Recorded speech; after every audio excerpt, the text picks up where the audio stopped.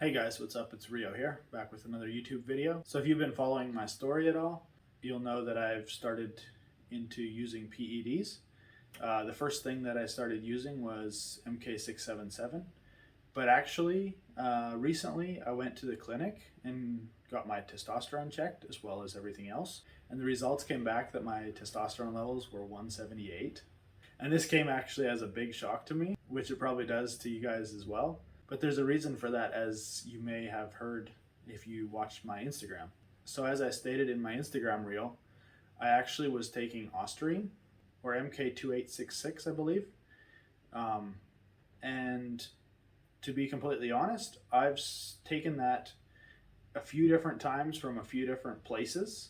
It's like ordering from different underground labs. You never know what the quality is, if it is actually the product that they say it is. But every time that I tried it, I never noticed anything. So I don't recommend anybody try OSTARINE. I'm not here to be your doctor. But if you question if OSTARINE works or not, you could try it yourself. Because I'd be willing to bet that any guy that's anywhere near their genetic limit, if they take something like OSTARINE, are not going to notice anything from it.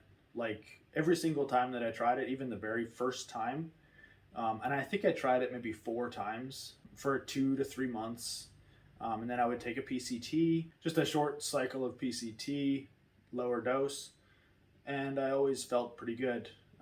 But while on cycle of OSTARINE, I never noticed any gains. Like I think I noticed just a little bit of water gain, but even the very first time I did a cycle, I did like the Smolov 4-week bench program. I thought for sure I was going to gain some strength. It's a higher volume, and I thought, taking something that's supposed to be kind of steroid-like, I should definitely get some results. But I got nothing from it.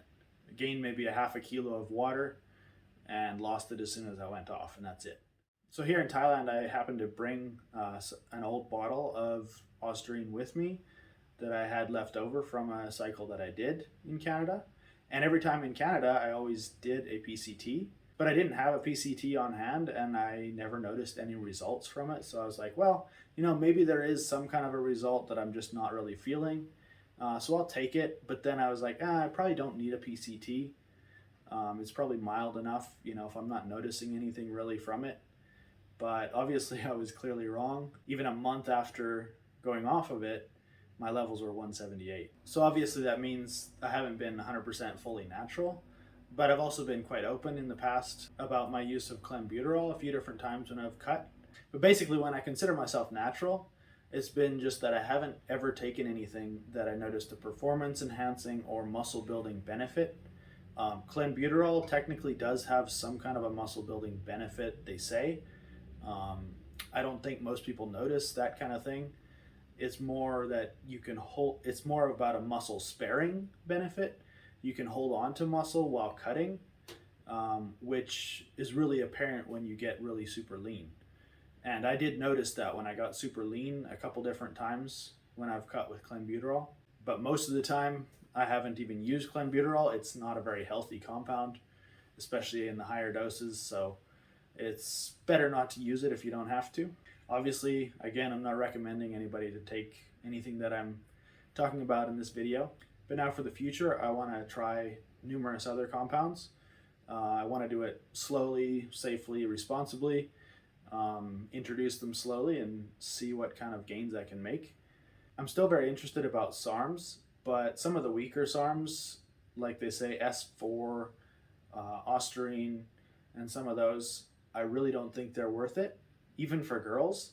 And the bottom line is, at least if you're a guy, I believe 100% that you should be on a testosterone base so that you can maximize your gains if there is any gains to be had from OSTARINE or any of those other weaker SARMs.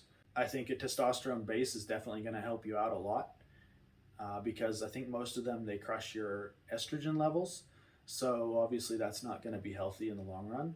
And definitely if you're going to take OSTARINE as a standalone supplement, you absolutely need a PCT. Now I've heard things like other SARMs like RAD 140, S23, LGD 4033, and a couple other ones are actually very effective, especially in building strength, very noticeable. So I'm very curious about them because I think there's less negatives than there is with most anabolic steroids. So I'll probably be experimenting with some of those in the future. Just stay tuned and you'll find out. All right, that's it for this video. I'll catch you guys in the next one.